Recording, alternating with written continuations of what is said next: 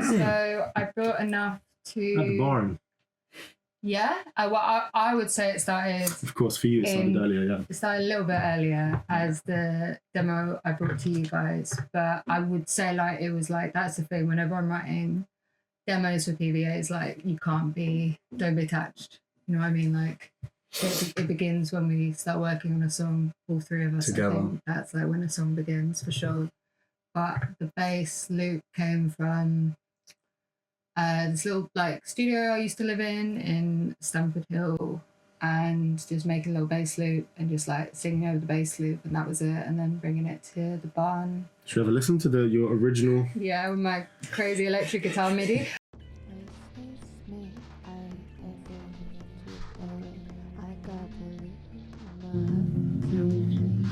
Much different. I mean, it's Fall to the Floor, isn't it? Yeah. Yeah. Slow fall to the floor. Yeah, oh my god, it's so nice to hear how much my production's come on already in the last like 4 years. But you've got the hooks there, Yeah, yeah, I think it was pretty like the sections were nice, but it's nice to hear there's some demos definitely that like feel like more like the essence was contained and more that like the stuff was pulled from it. This one feels like maybe the essence was always there, which was nice to have a song that like the vibe is there from the start, and you can all just like kind of lock into that. Even though obviously the fidelity has increased as it's gone through its stages, but it's still remained that basement dusty mixtape kind of vibe. Even while everything has like become like a higher fidelity. And the vocals are still in there. And then the bass is still in there. Then the other stuff has just become a bit clearer, I guess. It's like taking away some of that, just the constantness. Yeah, whenever I'm doing a mix, I'm putting like distortion on everything. Fascinating to hear that. I feel like a few years ago it would have not held its essence, like the final thing. So it's not far off, is it? Like it's not. No, it's like I feel like we've gone in there and pulled it apart, but not added. That changed it too much. Yeah. Yeah, it's really cool. Yeah, I mean, those are just, you kind of forget about them, don't you? Because the first demo is like the barn demo, and then the one you're like listening to and getting excited about. But yeah, it's nice to hear how close we stayed. And yeah, that kind of, the vibe. It's definitely... I was so gassed to hear the electric bass in it, because I was saying for ages like we need more bass in our songs, but like a different version of not just relying on different synth basses, but like let's open up our sound palette. And one thing that's always the test with electronic music is bass guitar, and just like bringing another timbre to it again, that string that like reflects something to do with time. I feel. Yeah, this bass was broken as well. Like its input was broken. It's like my housemate's. And it was the only one that was like down there, which I think is also like, using stuff. I'm not just saying like, also like just use really good instruments as well because they sound sick. So it's definitely not like that. But I think sometimes limitation can harbor really cool things, because like most of the time I was just like, I'm just making a little vibe that I'll bring to the boys, and whatever we do it'll just be recreated anyway. So I'm just like getting something down so I can just get this line out my head and onto paper, and then that's the thing that actually ends up in the track. Those like really incidental kind of serendipitous moments that you don't really think about so much. Yeah, it was just a case of like processing the bass to make it, I guess, fit with everything else. We can kind of have a listen. This is I haven't heard the stems for ages of the bass. So this is the OG bass from, I guess this is after the barn recordings. This was kind of where it was at. It's kind of as I remember it, as I kind of like picture it. Really underwater. Yeah. But I think I've got a bass 404 bass. So I think by then we'd even put it onto the 404 as a loop. Yeah, I feel because we would have played this live. Yeah. So we would have bounced out a section of this and put it on the 404 to play live. And I think we probably just re-recorded it like that. Yeah, we as if did. it was live. Yeah. When I heard it, it was off the 404. Right. So that's another step. It's been taken out from the stem that to make it live, and it means that you get this this little artifact that you get the click of the loop. You can hear here. Yeah, that little click of the loop. Yeah. I just thought that was kind of cool. But we did. It's a lot of. I think a lot of that is just like EQ and driving. Yeah, I was just going to say, Driving it's from the- gone from the in desk. and then back again. Yeah, exactly. There's so you two really, rounds really in hear there. that difference. That's just kind of. It's got a lot more low end in it, which is crazy. And that one, like, it's all kind of mid range and like that. And then, pretty sure we did some reamping to it as well. Yeah, But then we would have definitely. summed everything down to like That's one right, channel. that's So we're right. not being left with like 5 or 6 different Exactly, tracks exactly. of bass. It's just I think it was just When we sent it to- 404 and amp. right, yeah. think So it by the was time when we sent it to 404, Nathan Body, Mhm. who makes it would have just been like, here's the bass stem. And it's kind of like our mix of a little bit of the reamp, a little bit of the desk sound, and this stuff, and to just like make it feel like live. It's so cool. I've actually heard that switch like that, but it's just so sick. And yeah, and that was the bass going through its many iterations. So it just became this loop that you get this little artifact in, and we were talking about so much about sampling ourselves and like resampling and all this kind of thing. Palimpsest. Palimpsest. Yeah. It's just like the imprint of what you did. Comes from like paper and writing. Like back in the day, they used to reuse paper and they just like paint over it and redo it. But you can, there's these techniques to see what they've done. But basically, it's just that idea of like the history of the sound and the process that you've been doing. It just like layers on top of each other. So like becomes this. You can hear with like that little click only came there because everything is contained within it, but you can't really necessarily like remember, but all of that information is like within it. It's like the little much click of that deeper loop than only the came sound. from playing it live and having it on the 404 and not be sampling it perfectly and then using that straight eyes, not using the sample, the whole stem for the recording, just using the 404, letting it play, all that kind of stuff. Trying to get as like close to the vibe as possible. So with the enough vocals, I think we wanted it to be a lot like, it's a song about like devotion and like limerence as well, and kind of like cyclical desire and exploring it from that way. And I think sometimes with vocals, it can be quite effective to just keep building at the same idea until it becomes quite mantra-like, especially with electronic music. And I think like Enough, and I think Mate as well, and Send are kind of the 3 that sort of take you into that more like trance-like kind of repetitive vocal space that feels like more trying to capture you in rather than necessarily like lift you to somewhere. It's more like you're just like caught in this state. And I think all the songs that feel like they're kind of caught in a state, they're not necessarily finding that release, like they all like lend themselves to this kind of repetitive nature of vocals. I feel like with the production, we were just building so many vocal layers when we trying to build so many different layers. Let's show how the vocals were layered up. So I remember, so this is the main lead vocal. And what mic did we record this one over? This would have been with the SM7B, I think. We used that a lot. We definitely re-recorded these ones. Yeah. With the distortion. This is various amounts of distortion on them. That's the Audix. I think that's the Audix. Oh, really? And this is from the stem. This is from your original demo. Yeah. This one. I remember when we were in the barn. So this is what we.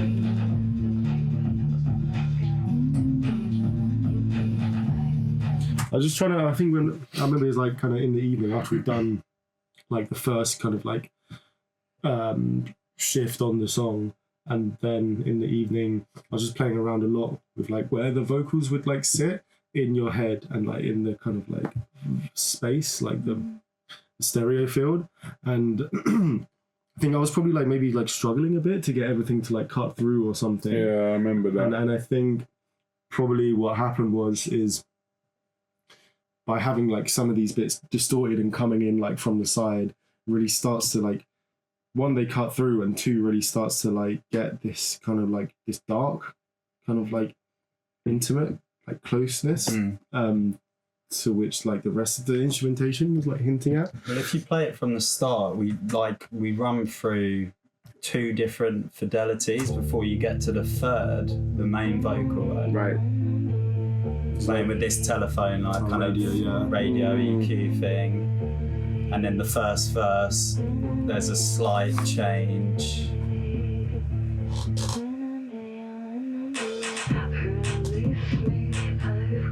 A little bit clearer here. Yeah. And then we've got another step up. Yeah.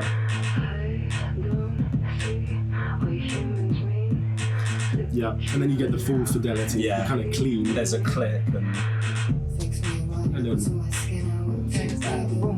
does so like it's kind of so cool. Does something kind of like quite satisfying as well, I guess. And then all of a sudden you're just like in like the full thing. But then you still have the other saturated and distorted vocals popping in and out to still like maintains that kind of like energy. It's all about the balance of where they happen. Yeah, and then we've got our whole. Oh, when this came out. Yeah, let me whip this out. The cherry. This is just like a lot of layers of recording.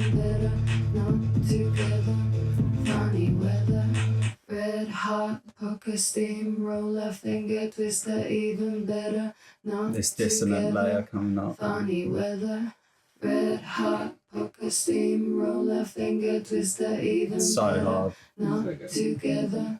And the rundown is so cool. Red hot poker steamroller finger twister even better. Not together. Yeah, that was really funny. It's so funny might now have to that play that I just again can't do for it the live now recording. because it's like I hear every single harmony. Every time I listen back to the recording, I'm like, okay, I'm going to pick the one that I'm going to pitch to live. And then it's like all of that at once. I'm just going to play it again because it's a bit. Red hot poker steamroller finger twister even better. Not together. And that's Funny about weather.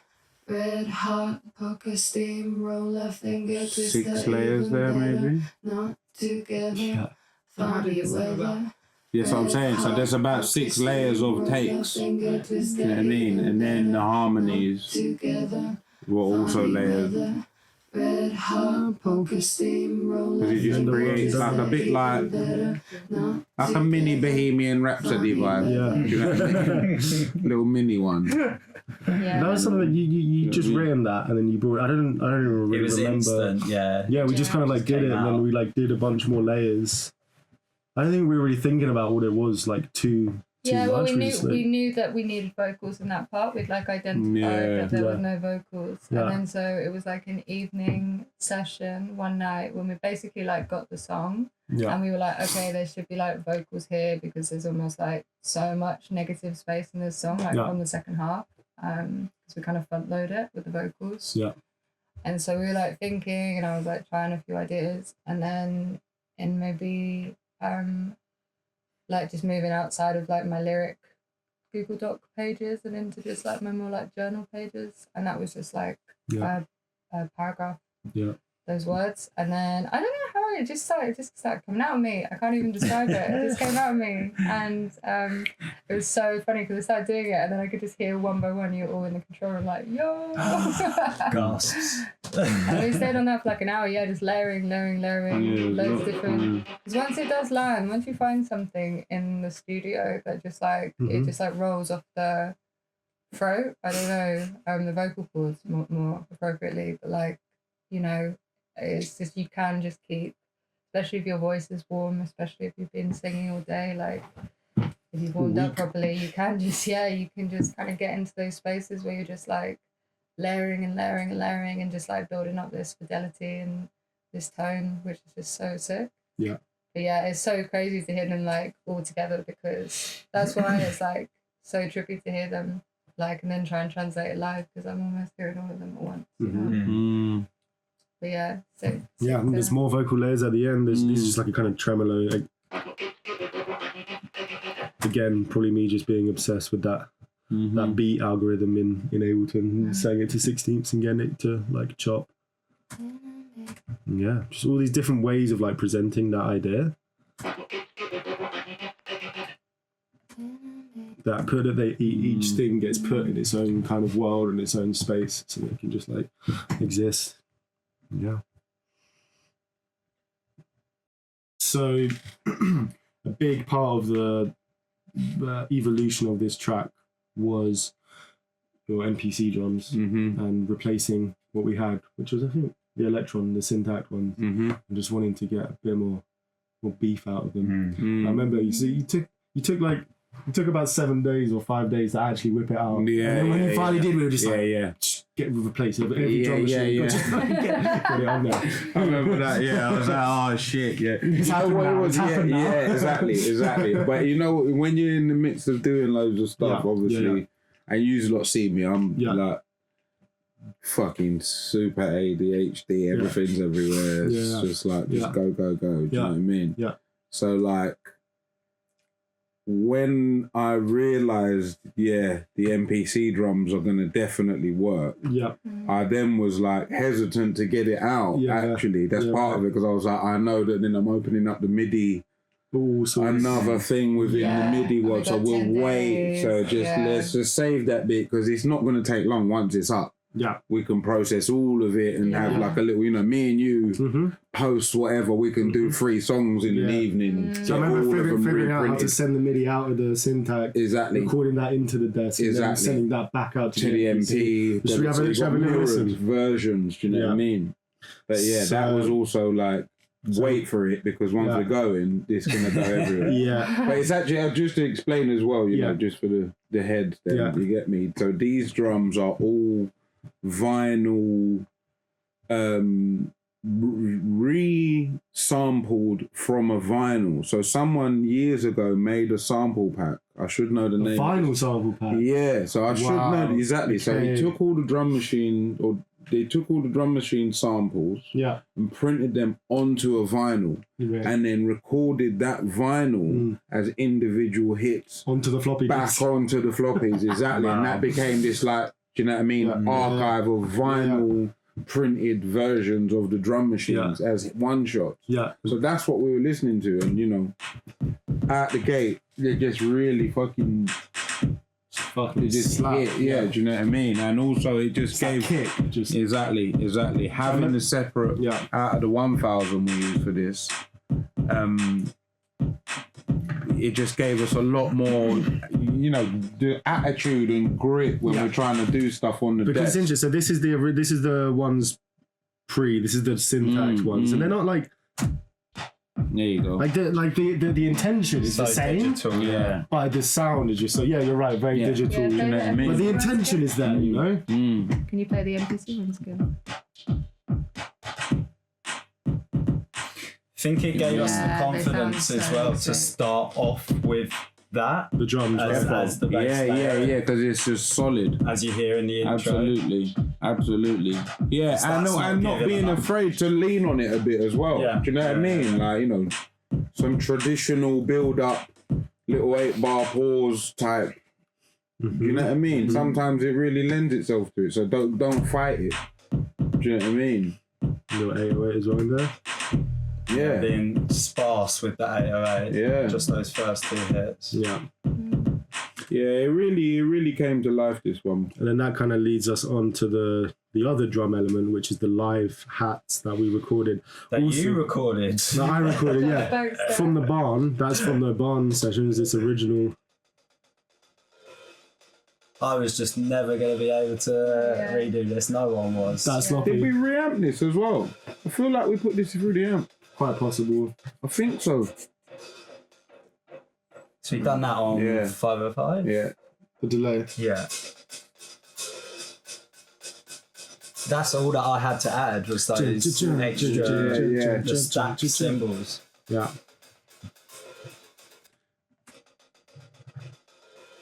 But yeah, trying to make it sound like a vinyl rip or something. Yeah, exactly. I literally remember so like vividly like you playing those hats. You literally like you were so intense concentration face. like so like hunched over, like you were so locked in, and we were both just there like It was before Louis arrived. Because Josh was like, I've got a hat idea, but Louis not here. Just gonna get it down. And I was like, I told you, I was like redo it. You're like, no, they're good. They're good. They're good. Yeah. And it's like. Yeah, I love those hats. It's when you record like a drum kit, people are expecting you to record the drum beat, but you say to yourself, I'm just going to record the hats, and you get that like crescendo open of the thing. Can't really do that as you're playing, because you've got to try and do like a double left and like get the smooth crescendo and the snare. It's not possible. So that's one of the gems that I love about kind of only works when you're recording a drum kit one by one and then adding it together a bit like Beach Boys-esque. And just more hat layers. Can we do Dracula synth? Yeah. Transylvania synth. Yeah, definitely. The Kwake synth, okay. Just shout out the Kwake synth for just a second. What synth is this? The main kind of riff. I've decided to get my fangs out. Oh yeah, that one. Yeah. It's like fucked up organ. I love it so much. Yeah. Have a listen to it.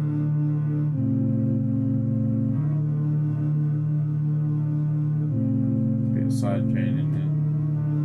And again, I just like that kind of rumble that it's got. Very minimal tuning on the dials of the prologue after finding a preset and trying to retain that like dryness to it.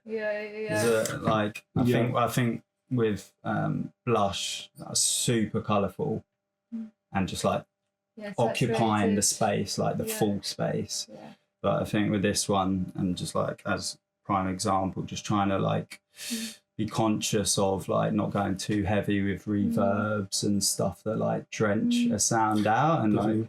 But it's like you were trying to, like you can hear we're using spacing like a different way. So this was reamped in there. And I remember we left a snare on in there, like specifically to get, so you get a rattle. So this is a combination of it would have been of the DI going into the desk with a bit of vibe. But it's side chain on the way in as well. Right. This one you might want yeah. Can you hear that rattling in the background? Yeah.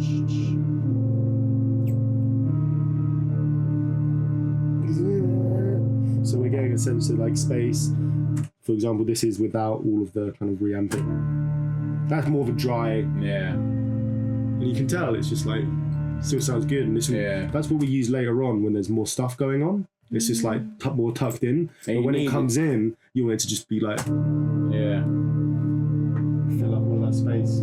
It's call it like worldizing, right? You just like to make the synth that's just like a digital, well, no, in this case it is analog, but like an electrical thing that can just exist in a circuit board and then into your computer, like making it, adding like real air, like moving. And in our case, that was an amp and a snare drum that rattled with it to give it that. I don't know, it's like when something's really going, it gives it that sense of like loudness and heaviness, without it being like incredibly loud or like really distorted. Because the only time that something rattles like that in your brain is when something is like loud and crazy.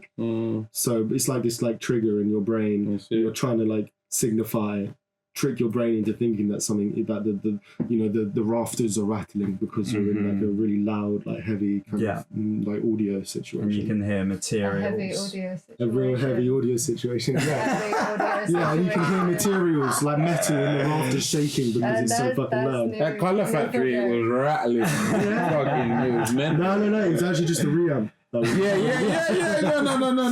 actually just the real. No, you're right.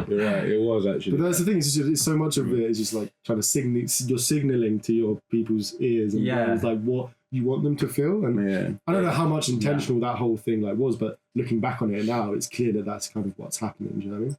Yeah, it's doing like it's causing a reaction within you when you hear something like that, because there's like something in your brain that you relate it to in the real world, as opposed to it being this like super glammed up post-prody thing. It's like a natural studio process. And I think it's also lending itself in the materials to this like elemental kind of theme going on throughout the album. Like I hear this and I'm like in a cave, and I'm like it's earth and it's air and and also Dracula's about to come out to that. also miking the Ampeg on this as well. I think it was a Sontron. Right. Little Sontron. Yeah. Do we get both? Actually, yeah, that's right. Yeah, exactly. Yeah. That just gave it. But it was like a Audio Technica on the back, like a kind of larger diaphragm. And then on the front. And I remember thinking, it's not, something's not, do you know what I mean? I changed the capsule on it. Right, okay, yeah. Remember them little, do you know what I mean? That changed everything. Yeah. Do you know what I mean? Particularly this one. Yeah, you're right. You can really hear the sound of the reamping in this song generally. Yeah. You know, from the hats to the bass to whatever, you know, a lot of it has got a layered element. Yeah. Yeah, and you still, a lot of the time you have the original in there, but it's just that little extra bit of the reamp and that room, that sense of like space, and it helps bring everything together in one space.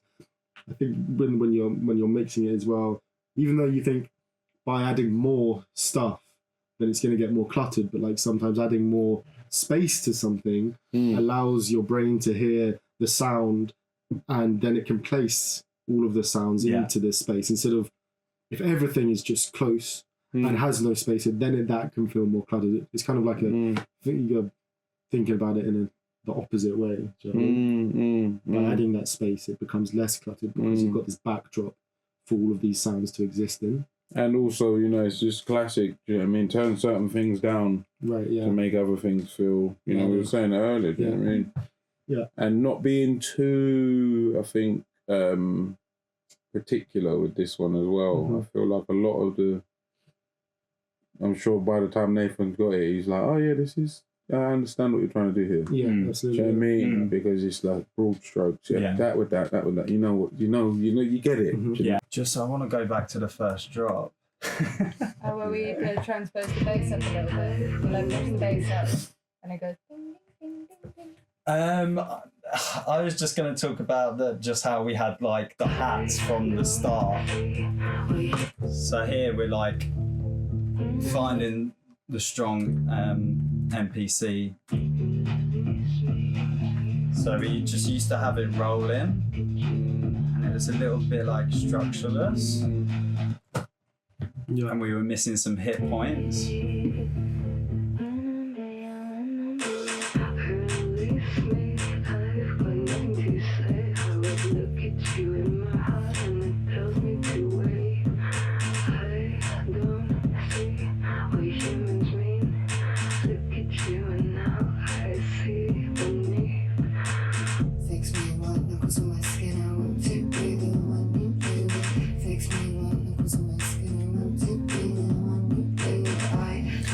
I remember you said let's take away the just like incessant rolling. The song is yet to like have its pow moment. So we get a bit of them here. We've taken out the bass. Pitching up the bass, yeah. And then you get this. There it is, I just love that input on like your take on the arrangement. Yeah. Again, this is what I was saying, you know, sometimes you don't want to feel like you can't do trad things or like... Yeah. Do you know what I mean? Yeah, there's a reason like, why they work. Yeah. Like the bass pit, like I said, I feel like it's a classic hip-hop thing, right? Take it away. Pitch up a sample, and then it hits again. It's do you know what I mean? Like sometimes, you know, if it feels right, then do it. Yeah. You know what I mean? And if it feels like it's corny or not, not to the song, then let that be you kind of like label it almost like how you got your pointers in it. You can just say, here, this area here, something needs to happen. Even that bit of information is gold. Do you know what I mean? Because you can then just focus on that or come back to focusing on that as to when, do you know what I mean? But it kind of for me was very like played itself again, like these bits just need to be highlighted, and these bits are not overthought and can just be, you know, enjoyed. Like the way the delay falls off. Yeah. I remember you being like, no, we should, if we're gonna do it, then do it, kind of thing, and like really lean into the fact that there's actually nothing there other than the delay. Yeah. Trickling away at the end. Tiny little bit of that. But that space there, I remember us all debating and going in on how much you can reduce. Yeah, absolutely. Before it comes back. Do you know what I mean? And it's that type of thing where you're like, right, now we've acknowledged that we're doing it. Let's really work out the best way to do it. One of us will be like, why don't we take out this? And we take out like, okay, well, why don't we take out more? Yeah. So why don't you take out more? Then until there's like nothing left, you go, okay, maybe we'll put back a little bit more back in. Yeah. And once you start taking stuff away, you're like, what? Maybe we don't need half of this stuff that's in this section, you know? Totally. And, you know, until you try it, you won't know. So I remember that being one thing specifically over the entire record and before we kind of brought it to you was that it was just like each song was kind of like, here's the song and all of the parts and all of the things kind of all of the time, and like making it feel like dynamic and working with the ideas that we do have in the songs, taking them out and putting them back in just kind of simply. That was like a huge part of just like it's staring you in the face. When once you've done it, you're like, oh, obviously, But instead of it just being this like blob of like all of the audio, you know, that was a big part of like what we did here and how we kind of make it feel like a record and not just like a bunch of sound, you know. Absolutely. And again, you know, it's learning how to identify those moments as well. Yeah, sure. Do you know what I mean? I think that's something that we all enjoyed doing. Yeah. Was the learning process of that, you know? Because I'm learning what you guys are trying to achieve as well as learning how the best way to approach it to make it as easy as possible for you. Yeah. Do you know what I mean? So you're not having too many things to decide. Yeah, right. Do you know what I mean? Try and minimize the amount of options, even though they're all quite, you know, like pillars. They're quite specific and long-winded and will go far down that road, but there's only two to choose from, rather than, do you know what I mean? And just making that, do you see what I mean? Like that was a big part of it for me, I think. Yeah, for sure. And you know, as I say again, it was a very humbling process to learn what parts to try and utilize with the tech, particularly. You know, as I say, you know, obviously as a musician who thinks a lot about live and the perception of how to do it in that regard. Our proper was just making sure that you guys were comfortable to feel like you can explore. Yeah. And I think that was something also that was really important to acknowledge as well, do you know what I mean? Because that's how you grow. Every band's different, do you know what I mean? And you know.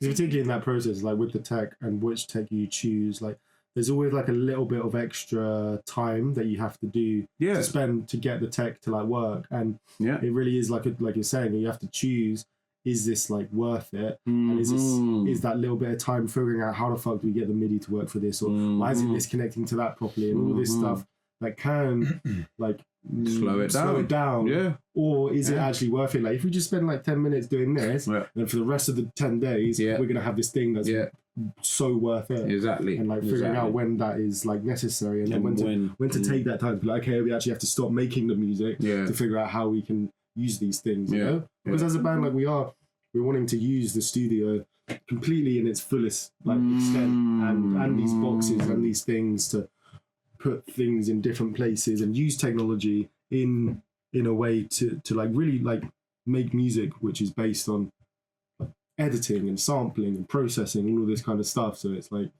it's kind of like necessary, but also all of that stuff can introduce barriers and blocks into getting to the process. You have to be very kind of careful that you don't spend half a day trying to get something technology to work, and then you're like, oh shit, I'm drained. I'm drained. You know, and that was like we just wasted so much time on it. Totally. It's the juice for the squeeze ratio, isn't it? Right. You know what I mean? It's like how much squeezing for how much juice are we going to get? You know? We're going to get a lot. Absolutely. Go for it, you know what I mean? But yeah, it I think I feel like other songs that really kind of encapsulated that energy is probably Mate. Yeah. And Moon. Felt quite like to listen to, you probably wouldn't think it. But like, you know, in terms of our process of going through this learning and all of that, I feel like those ones also were like monumental to just understand different things. I think Moon vocally was one that I was like, okay, need to work out what it is that makes Ella feel like that and why that is. Do you know what I mean? And then go from there as to how to approach that. Do you know what I mean? And, you know, Mate was just Mate just became another one that was like, we've got all these things and like what we want to do is this, but it's gonna take a little process to work that out, you know. Yeah. But yeah, it was very important to have faith in that as well, I think. You know what I mean? And not feel like you can't go down, you know, when you talk about, the reason why I say all of that is because there's like this tech side of knowing when, you know, how much to squeeze. And then there's also like the emotion and how much to sit and talk and not play. Yeah. Do you know what I mean? And actually engage in the feelings. And then once you've got to a point where it feels right, then play or go back into the creative. Do you know what I mean? But sometimes we would have deep conversations where it was like, no, this is important to conversate about this in this way. It's actually good. Even though, we should be doing whatever right now. And do you know what I mean? I'd be like, you know, all right, while we're having this chat, let me just try and sort out.